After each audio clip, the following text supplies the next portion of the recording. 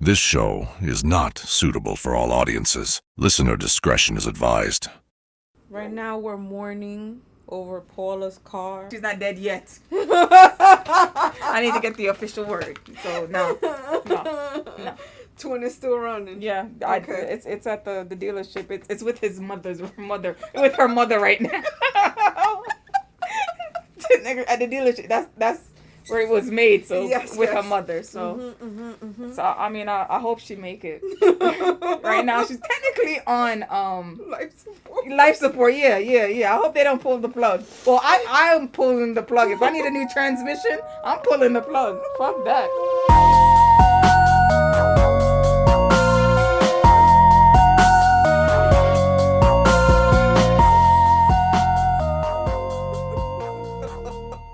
Fuck damn. I can't believe it. Why you don't take the train? And she's so young. Me? No, she's so young. She only had like 60-something thousand miles on her.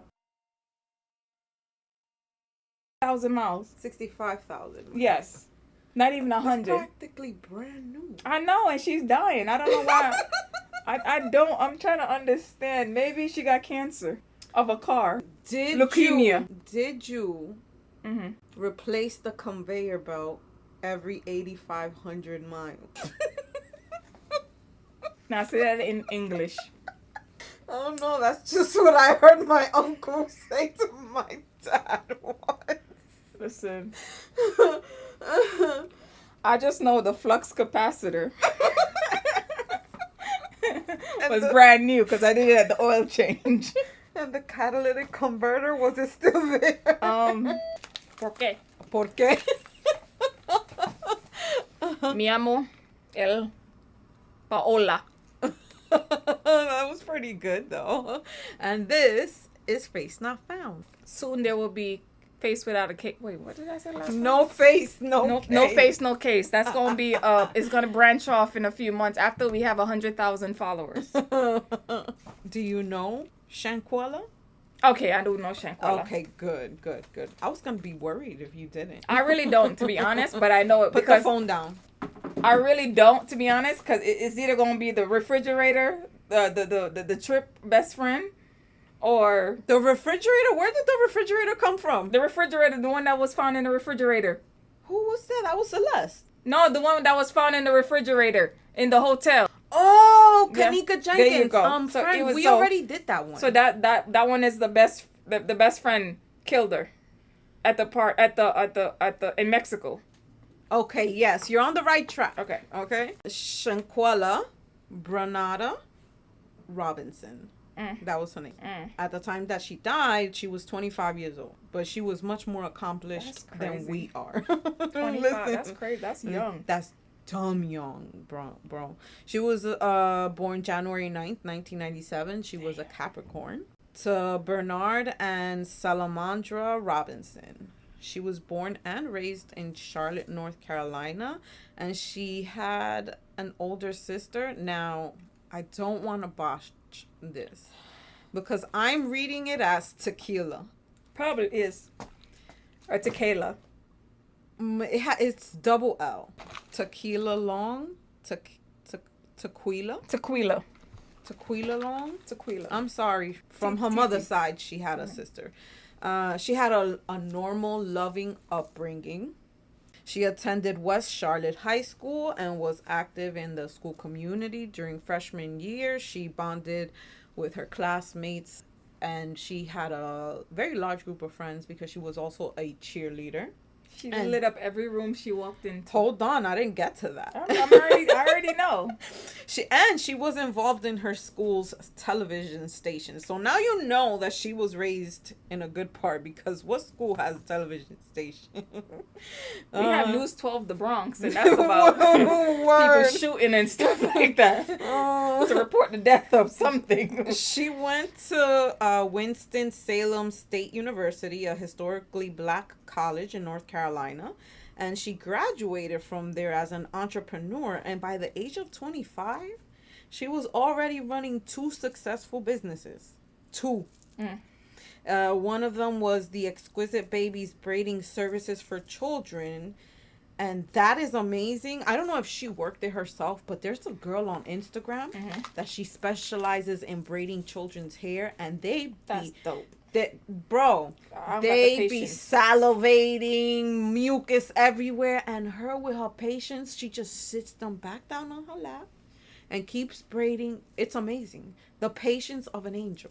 Okay, so, and she also had the exquisite boutique that sold women's clothing. That's awesome. I only have one successful business. What's that? Minding my business.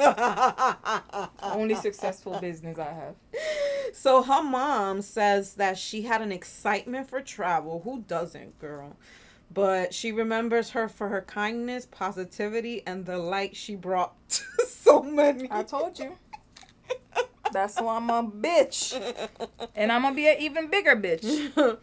The following group, because there's so many of them, so what the news or whatever, whoever dubbed them as the Cabo Six.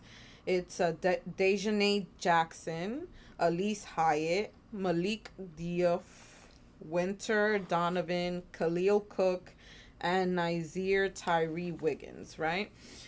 They were named the Cabo Six, probably from the news, who knows, but Khalil Cook had known Shanquella the longest out of the group of people going. Are they just friends or were they best friends? So they knew each other for about 5 years, and he had even traveled with Shanquella and her family. Mm-hmm. So, I mean, they were good friends. I don't know about best friend, but they were good friends, right? Mm-hmm. And Khalil was the one who invited her to join the Cabo Six on what's supposed to be, a fun, safe, luxurious vacation in Cabo San Lucas in Mexico in October of 2022. I went last year. Went to Mexico? Yeah, and it was a Cabo. I loved it. Oh my God. Oh, maybe that's where I need to go after Barbados. Oh, Cabo was amazing. Let's make one thing clear though. From the rip, Shanquella was not invited to this trip. Yeah. She wasn't invited to the trip. She became a last minute because people flaked, right? So I guess did she know that?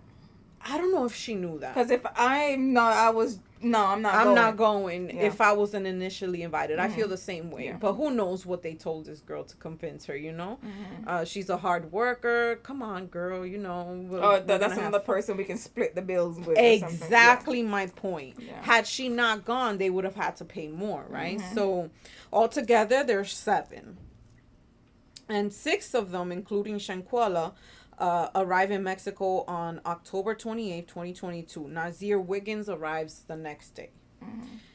They stayed at the resort Cabo Villas and had rented Villa Linda 32, which is a 5-bedroom, 5.5-bathroom, sleeps 12, pool, hot tub, private chef, $1,495. So let's just say $1,500 a night. But they were able to split that 6 ways. Absolutely. Okay. But had Shanquella not gone, they would have had to fork over more. That's $1,400 a night. That's a lot.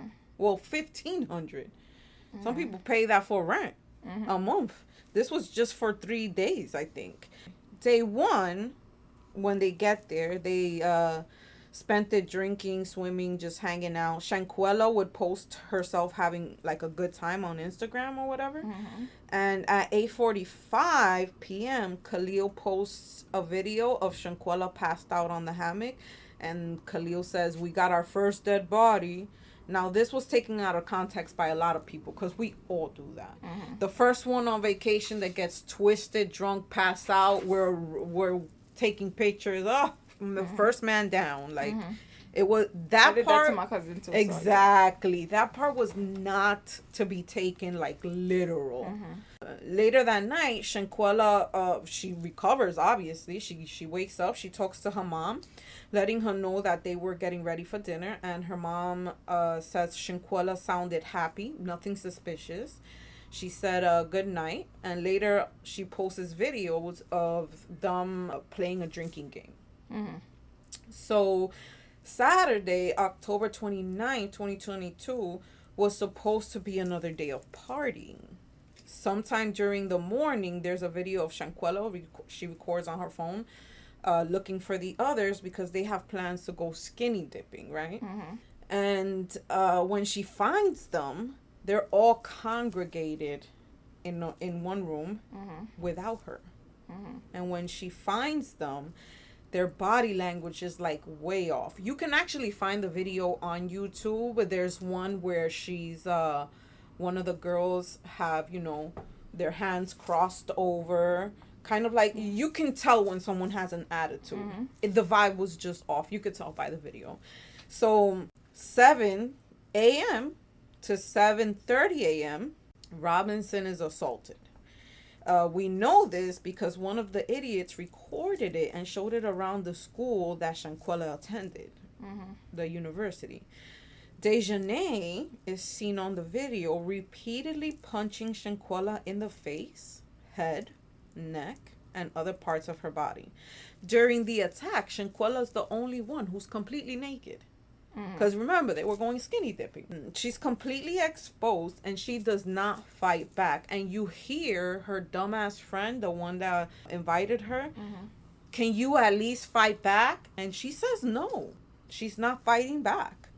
And then Winter calls Dejanay's boyfriend so he can watch the attack, and he's cheering his boo on while she's beating up someone who's not fighting back. What you cheering on?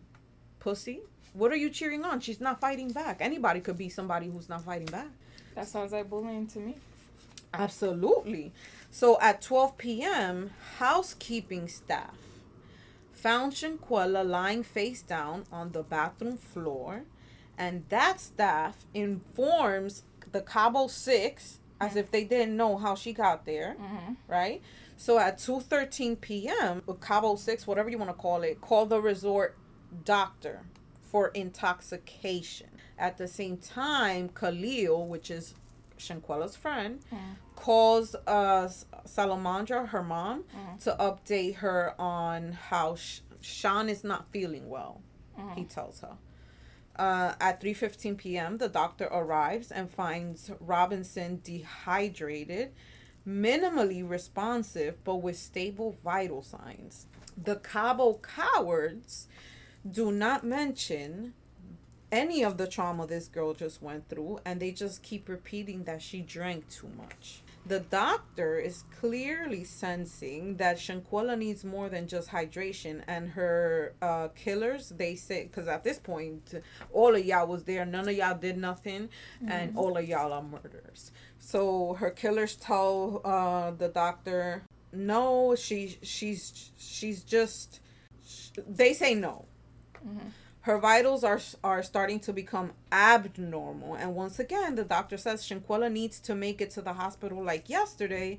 And like, you're a doctor. Why are you not overriding these people? Because they're American? I mean, the doctor reported to her supervisor that the Cabo cowards would not authorize the transfer to a hospital. So as her vitals become more dangerously abnormal, her killers still deny transportation to receive life-saving treatment, because at this point she's like, listen, she's gonna die. She looks like she's gonna die. She needs something better than what I can give her here. The Cabo 6 demand that she be treated for alcohol poisoning only. So the doctor even provided a list of hospitals that they could go to for free of cost, and they still refused. Somewhere along the way, Khalil calls Shan's mom and told her that Shanquella needed medical treatment. And he says that he needs her social security number, her insurance information, and $5,000. $5,000 for what? Like, y'all were trying to scam the mom out of this too. Like, what the fuck were y'all doing? And what you need her social security number for? It don't work in Mexico. First of all, you just have to... I don't care what the bill is afterward. Just get me to the hospital. Get me care. Absolutely. And whatever if you care, you will get that person to the 100%. So at 4:20 p.m., between 4:20 p.m. and 4:49 p.m., Robinson suffers a seizure and goes into cardiac arrest during an IV attempt. Once Shanquella no longer has a pulse, the doctor calls 911 to notify law enforcement that emergency services were needed. Now, 3 emergency medical services arrive at the villa, including the Mexican Red Cross. And at 5:57, all the ambulance agencies confirmed that Shanquella could not be transported to any hospital at this point because she no longer had measurable vital signs. Mm-hmm.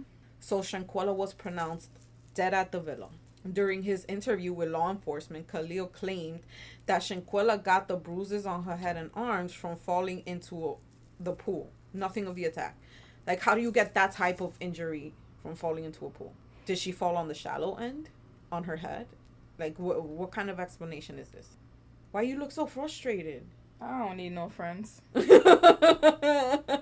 for real. Dead ass. I'm cool. That's why I be going on trip with my cousin. That's all I need. Dead ass. This is so scary. So shortly after law enforcement arrived, though, the Cabo cowards packed up their belongings, and Khalil took Shanquella's belongings and requested transportation for dinner, right? No one checked out of the villa once they were in the vehicle. The Cabo no one, like, there was no checkout because somebody just died. It's not just somebody just died. They're there for 2 more days. Mm-hmm. So, but when they get in the transportation, they tell the cab driver to take them to a hotel near the airport.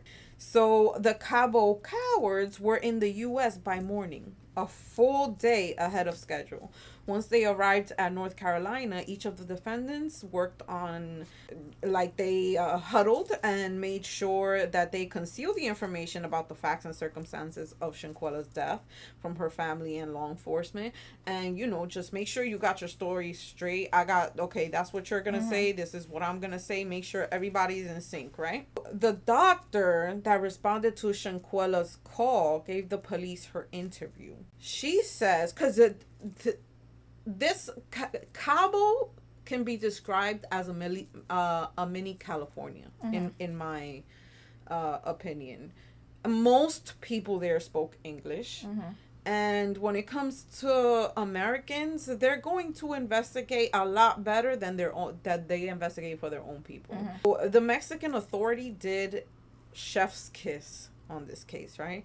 The doctor that responded to Shanquella's call gave the police her interview, and she said when she tried to insert the IV one last time was when she started convulsing, and that's when she ordered them to call 911. The bitch Winter, okay, one of the Cabo cowards, tells her to call them herself. Like, you're the doctor, you call them. And the doctor shot back that she was a bit busy trying to save her friend's life.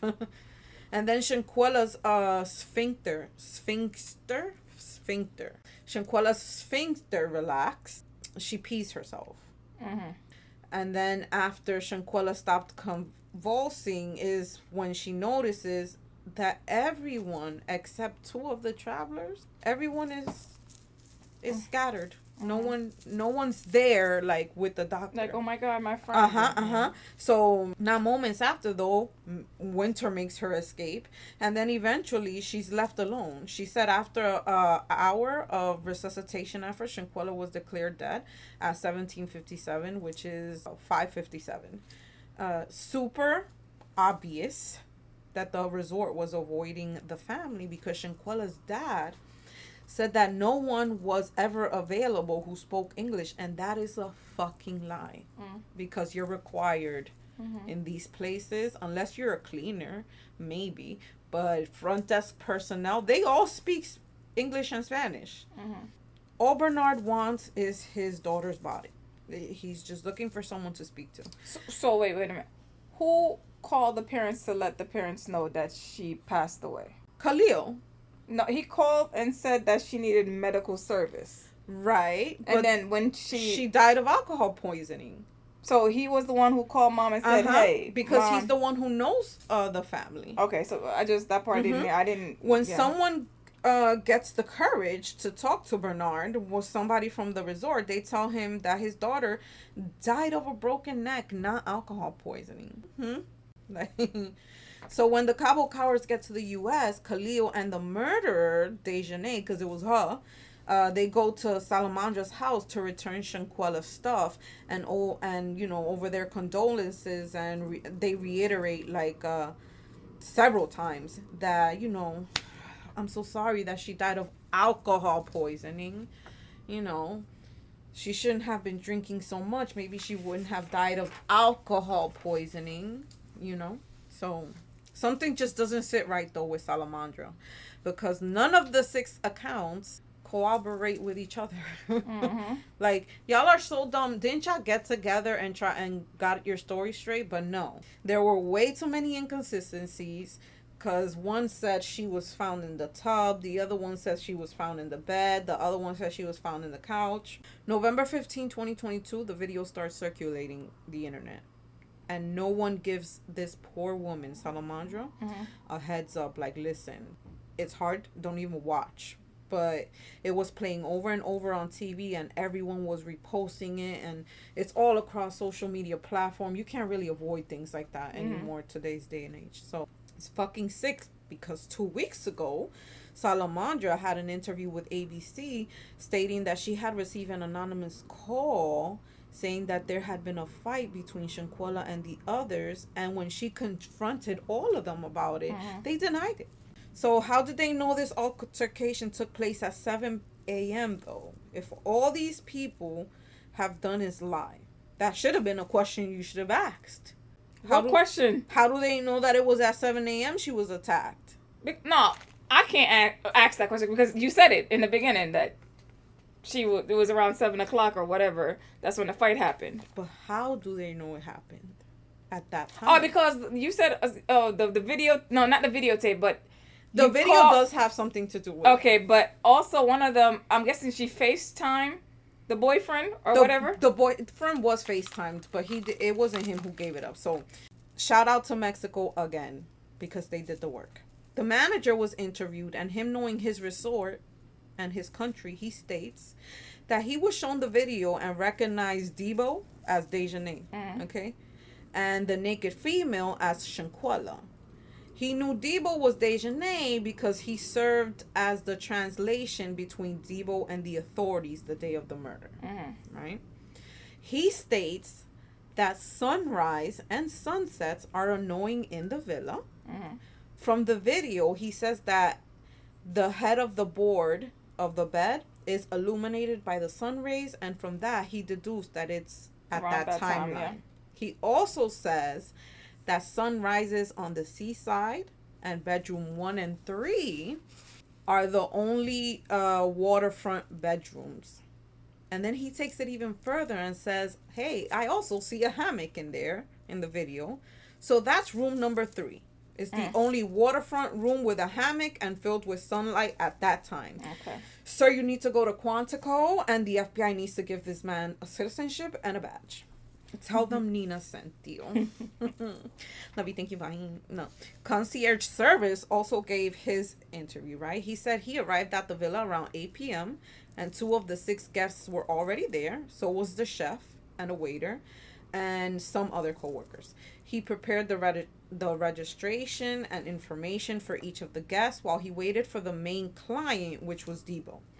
The guests that were already there were provided with guac, chips, margarita. Debo arrives not long after with 3 more people, groceries, alcohol, and their suitcase.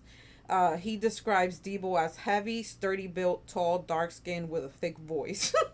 Wow. Yeah, and that's a woman. And that's a woman, but that's also an accurate description of Debo. 100%.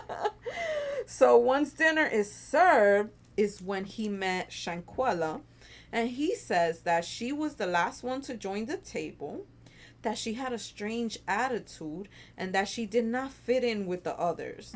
He says he introduced himself. She did not greet him with a smile, she was indifferent. Nothing like the other guests. She was out of place at that dinner table. So the next day, at 1:30 to 1:52 p.m., Debo texts the concierge asking for the nearest hospital or the medical office because she thinks her friend has alcohol poisoning. He says for $100 plus the cost of medication, he can send the doctor to them to determine if she needs to go to a hospital. And she says, yes, please, as soon as possible. So she was the one who called for the doctor, Debo. At 2 p.m., the concierge calls the doctor. At 4:25, a redacted name texts the concierge and tells him that the girl has to be hospitalized, right?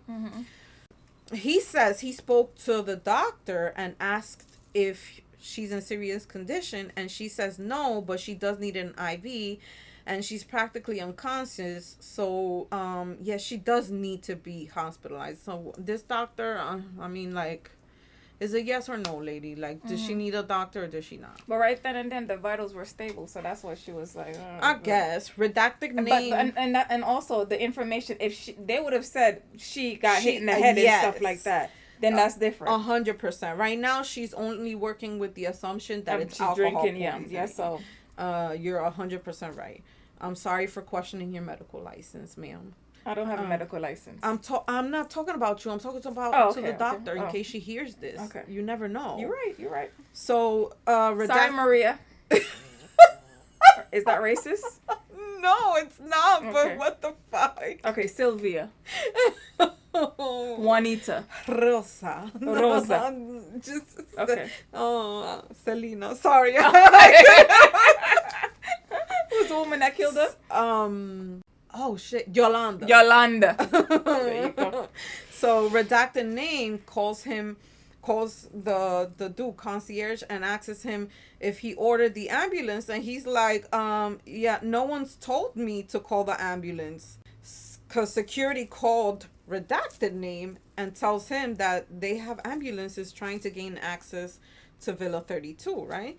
So redacted name calls concierge and tells him the guest is dead.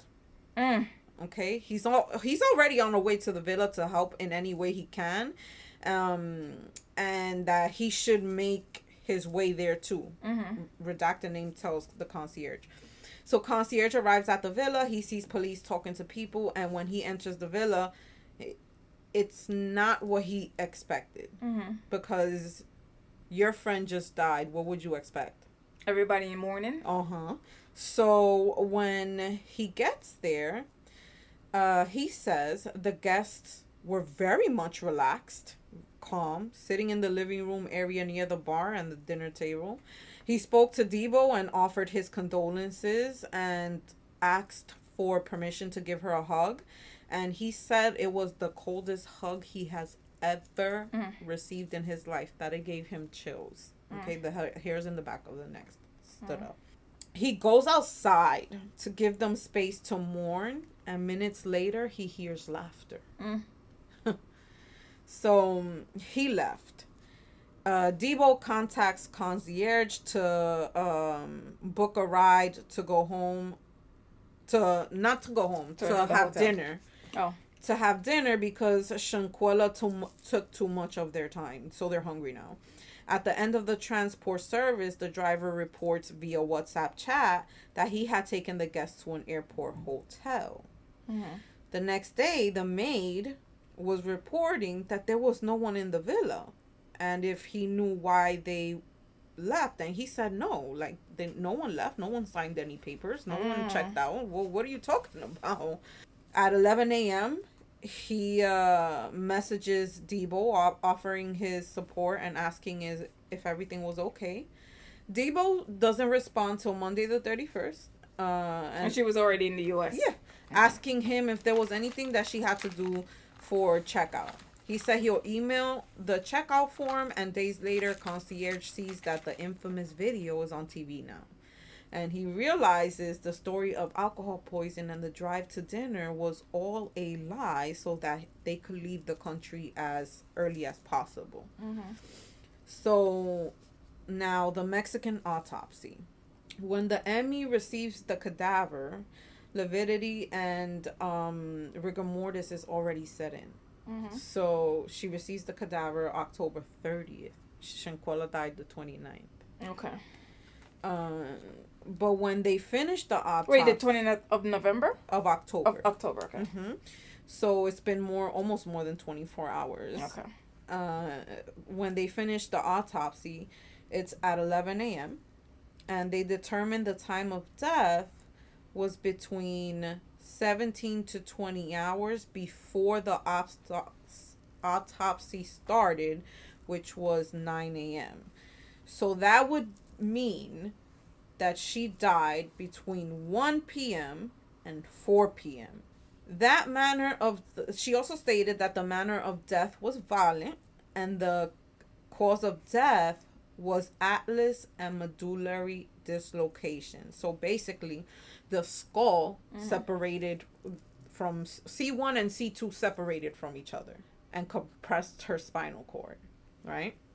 Compresses the brainstem and the upper spinal cord, the medulla oblongata, and no alcohol is found in her system. Now, Mecklenburg County in North Carolina, okay, does their own autopsy at 11/17. That's November 17th. That's almost a month, 2 weeks, you could say, at 9 a.m. When the ME receives the body, it's already embalmed. Finds no evidence of anything wrong with the spinal cord.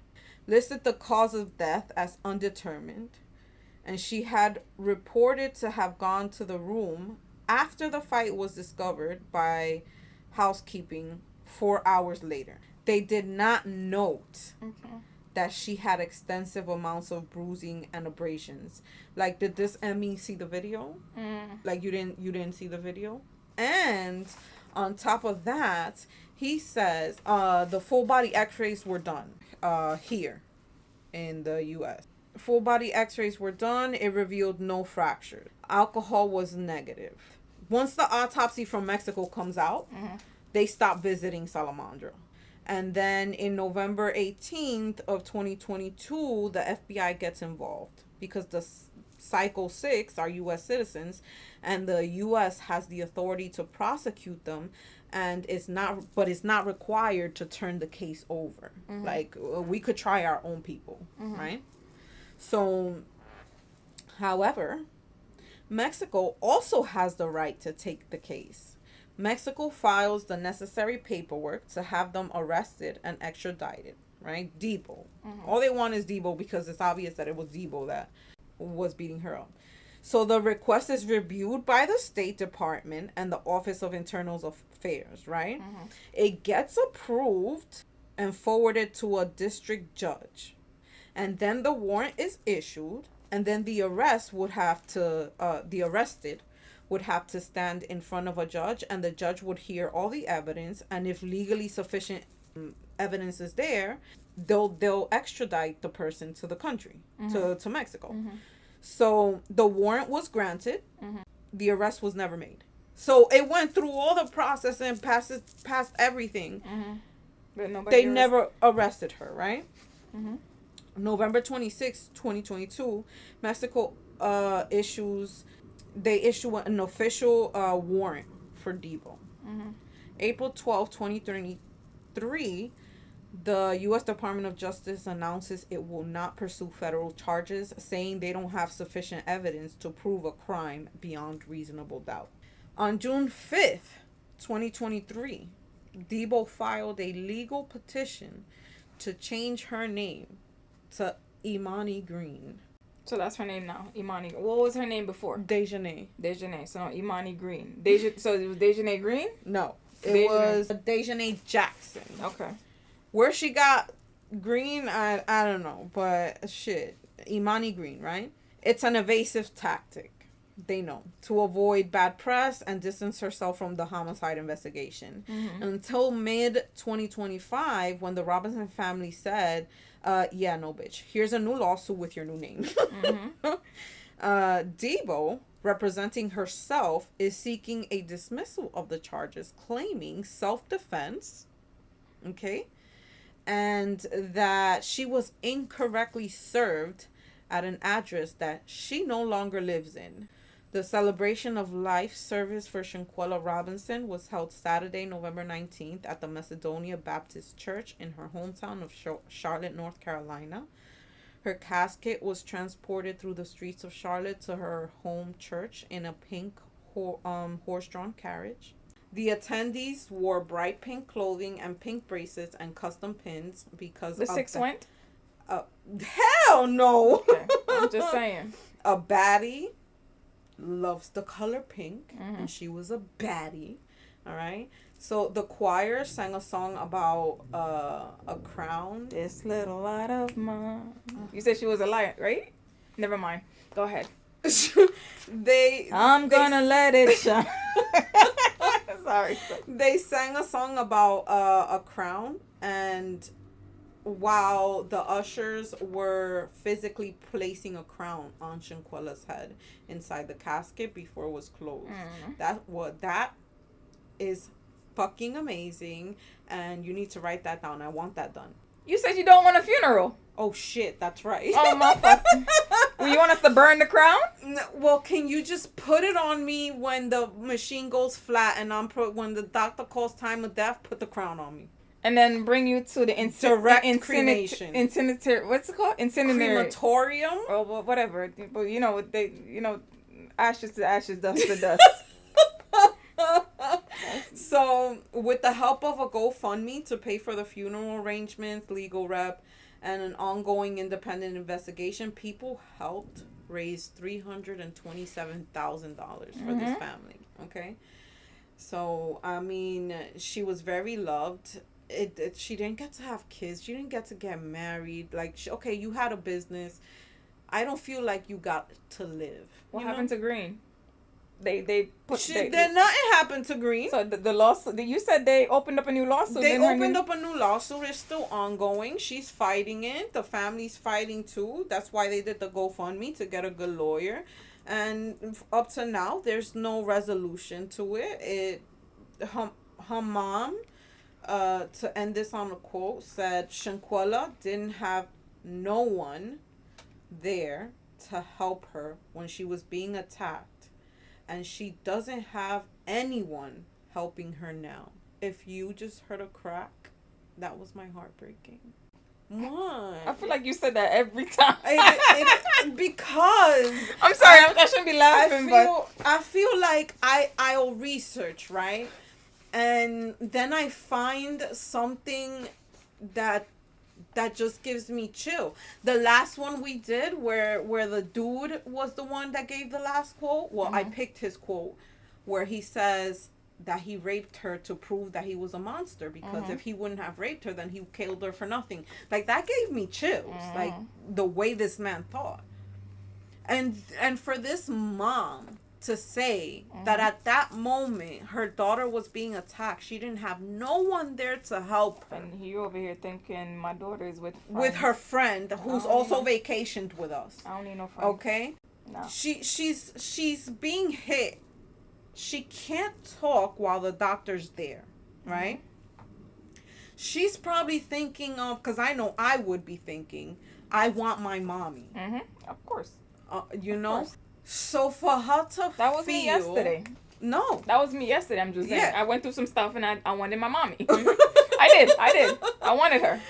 When I gave birth, when I was feeling that pain, I could give a fuck about a doctor. I wanted my mommy. So for George her, Floyd. Man. Yeah. Yes. Who was he calling for? For his mother. Yes. For his mom. So for her to fight, be in the middle of this fight, and have no one there for her. And thinking you're amongst friends. But the friends are the ones that's doing this. The American citizen died on Mexican soil, and they were fighting for her. And your own country's not fighting for her. So she don't have no one there, and she don't have no one now. And I am wondering, if she would have been white, would this have had the same result?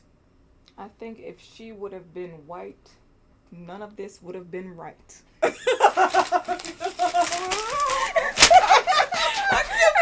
understand you. I'm just saying.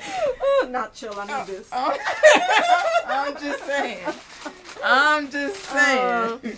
So, I mean, I said this was a short episode, and it wasn't a short episode. And now I'm going to ask you, because you are my worst enemy when it comes to criticism. Okay.